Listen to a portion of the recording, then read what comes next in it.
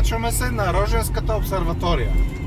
И понеже сме 4 минути преди старта, трябва леко да побързаме.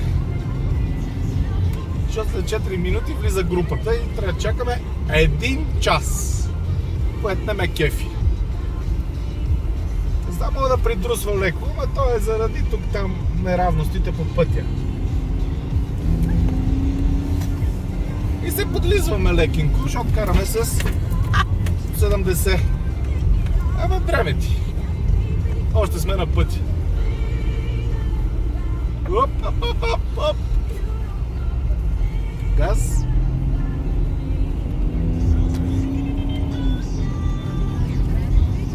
Треперат ли ти ръчичките, котенцо? Да, златенце. Добре. 80. Еба ти кефа. Дръж. Да не вземе мантинелата.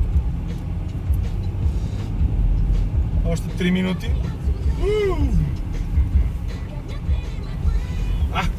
Коли. Тук сме.